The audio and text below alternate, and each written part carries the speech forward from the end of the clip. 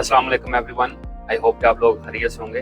तो आज काफ़ी दिनों के बाद मैं वीडियो बना रहा हूँ। एक तो स्केजुअल टफ था और दूसरा जो फेसबुक अकाउंट है वो सस्पेंड हो गया था, तो जिसकी वजह से कोई वीडियो अपलोड नहीं कर सका। अभी मैं कुछ एक्सपेरिमेंट कर रहा था तो सोचा आप लोगों के साथ भी कुछ इन्फॉर्मेटिव चीज़ें शेयर की जाएँ। हम में से बहुत से लोगों के चेहरे पे ब्लैक स्पॉट, ब्लैक हेड यानी दाग धब्बे, कील मुहासे और कुछ लोगों के चेहरे पे एक्ने का इशू हो जाता है। और जैसे जैसे हमारी उम्र बढ़ती है तो हमारे चेहरे पे झुर्रियाँ पड़ना शुरू हो जाती हैं, जो स्किन है वो एजेड होना शुरू हो जाती है।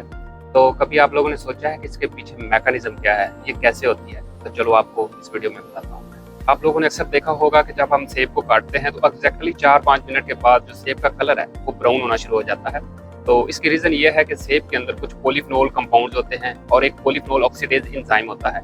जैसे ही हम सेब को काटते हैं तो वो हवा के कांटेक्ट में आता है, तो हवा में ऑक्सीजन होती है, तो वो जो एंजाइम है वो पॉलीफेनोल कंपाउंड्स को ऑक्सीडाइज कर देता है, जिसके नतीजे में ऑक्सीडेटिव स्पीशीज बनती हैं, यानी कि फ्री रेडिकल्स बनते हैं। और वो जो सेब में मौजूद सेल्स एंड टिश्यूज हैं उनको डैमेज करना शुरू कर देते हैं, जिसकी वजह से जो सेब का कलर है वो ब्राउन होना शुरू हो जाता है, ब्लैक होना शुरू हो जाता है। इसी तरह का सेम प्रोसेस इंसानों और जानवरों के अंदर भी चलता है, यानी हमारे जिस्म के तमाम सेल्स को जिंदा रहने के लिए एनर्जी की ज़रूरत होती है और ये एनर्जी ऑक्सीडेशन के प्रोसेस में बनती है।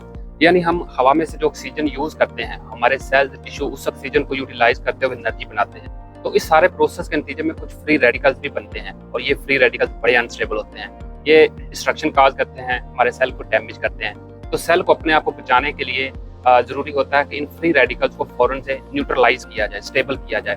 तो कुदरत ने हमारे हर सेल के अंदर, टिश्यूज के अंदर एक ग्लूटाथायोन नामी प्रोटीन रखी है जो इन फ्री रेडिकल्स को पकड़ती है और इनको न्यूट्रलाइज कर देती है।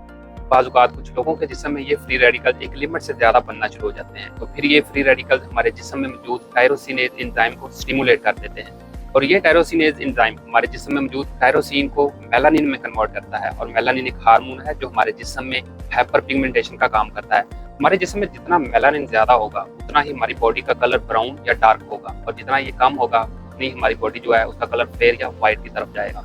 इसी तरह से हमारी बॉडी की स्किन यानी जिल्द या फेस वगैरह पे मसाम या मस्से होते हैं और वहाँ पे सीबम प्रोड्यूसिंग ग्लैंड्स होते हैं जो कि सीबम को प्रोड्यूस करते हैं। सीबम एक तरह का ऑयल चिपचिपा सा होता है जो कि बैक्टीरिया की एंट्री को रोकता है हमारे जिस्म में जाने से।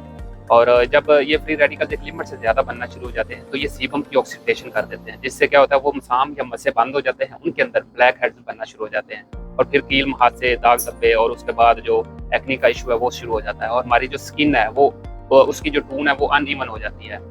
मतलब कहीं पे थोड़ा सा ब्लैक डॉट है, ब्लैक स्पॉट है, कहीं पे थोड़ी सी वाइट है, तो इस तरह के धब्बे बनना शुरू हो जाते हैं। बात सिर्फ यहीं पे खत्म नहीं होती, ये फ्री रेडिकल्स हमारे सेल्स के अंदर मौजूद डीएनए को डैमेज करते हैं, जिससे म्यूटेशन होती है और जो सेल्स है उनकी ग्रोथ अब नॉर्मल हो जाती है और फिर एक कैंसर के बनने का अमल शुरू होता है। तो चलो आप लोगों को कुछ ऐसे कंपाउंड्स बताता हूँ जो कि बड़ी स्ट्रॉन्ग एंटीऑक्सीडेंट कैपेसिटी एक्टिविटी रखते हैं, जो आपके जिस्म से फ्री रेडिकल्स को खत्म करने में मदद देंगे, उनको न्यूट्रलाइज करने में मदद देंगे, जिससे आप एक्ने, कील मुहासे या हाइपर पिगमेंटेशन को कंट्रोल कर सकते हैं, मेलानिन को सप्रेस कर सकते हैं।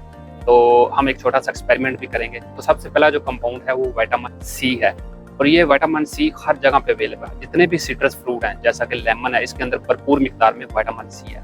जो बंदे रोजाना लेमन का इस्तेमाल करते हैं उनकी एक तो जिल्द वो बेहतर रहती है, उस पर एक्ने वगैरह नहीं आएगी और वहाँ पे कील मुहासे नहीं होंगे और जिस्म में जो फ्री रेडिकल्स है या आपको कैंसर बनने के चांसेस हैं वो बहुत कम होंगे।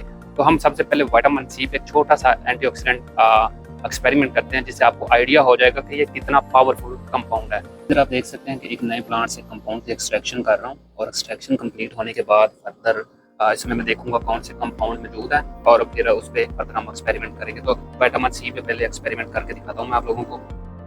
तो सबसे पहले मैं आपको ये बता दूँ कि ये हमारे पास फ्री रेडिकल्स हैं जो मैंने ऑलरेडी प्रिपेयर किए हुए हैं, आप देख सकते हैं थोड़ा सा फोकस करके। और यहाँ पे ये मेरे पास विटामिन सी पड़ा हुआ है डिफरेंट कंसंट्रेशन में और इसकी कंसंट्रेशन 100 माइक्रोलीटर पर ml है और यहाँ से ये डिफरेंट प्लांट के कंपाउंड है एक्सट्रैक्ट में। तो यहाँ से हम एक एक्सट्रैक्ट ले लेते हैं किसी प्लांट का। तो अभी हम इसकी एंटीऑक्सीडेंट एक्टिविटी देखते हैं कि विटामिन सी के अंदर ज़्यादा है या जो नया प्लांट का एक्सट्रैक्ट है इसके अंदर ज़्यादा है। तो सबसे पहले मैं ये जो फ्री रेडिकल्स हैं इनको ट्रांसफ़र करूँगा इन वेल्स के अंदर। एक वेल्स के 2 वेल्स हम यूज़ करेंगे, तो यहाँ पे आप देख सकते हैं। तो उसके बाद ये ट्रांसफ़र करने के बाद, फ्री रेडिकल ट्रांसफ़र करने के बाद एक वेल्स के अंदर मैं डाल दूंगा अपना एक्सट्रैक्ट, प्लांट का एक्सट्रैक्ट। उसमें देखेंगे कि कितने मतलब जो एंटीऑक्सीडेंट कंपाउंड है उनकी कितनी स्ट्रॉन्ग एक्टिविटी है। तो इसमें मैं ये डाल रहा हूँ, आप देख सकते हैं। और आप देख सकते हैं कि जो फ्री रेडिकल्स है वो उनको न्यूट्रलाइज कर रही है। तो मीन ये जो प्लांट का एक्सट्रैक्ट है इसके अंदर फ्री रेडिकल्स हैं, लेकिन वो बहुत कम है, इसलिए थोड़ा टाइम लगेगा।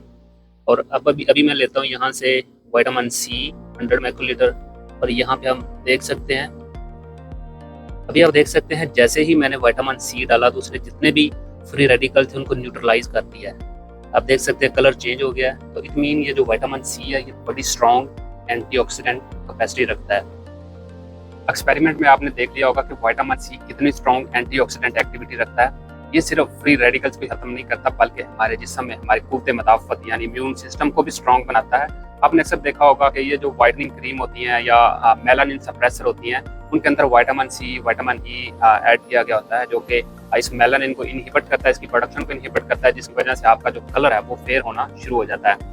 और उसके बाद आपने देखा होगा कि कुछ लोग ग्लूटाथायोन के इंजेक्शन लगवाते हैं। ग्लूटाथायोन बेसिकली ऐसे समझ लें कि ये विटामिन सी है जो हमारी बॉडी नेचुरली प्रोड्यूस करती है।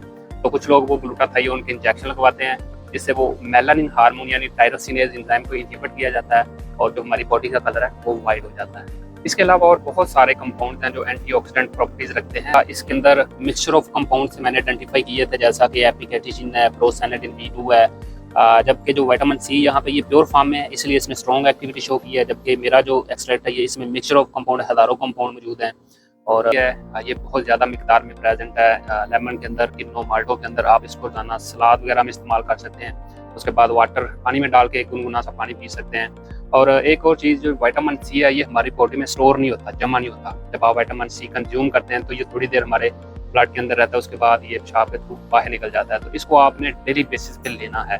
ये विटामिन डी जैसा नहीं है जो हमारी बॉडी में स्टोर हो जाता है बाद में यूज होता रहता है। तो इसको आपने डेली बेसिस पे लेना है। तो वीडियो को लाइक और शेयर करें। सी यू नेक्स्ट वीडियो।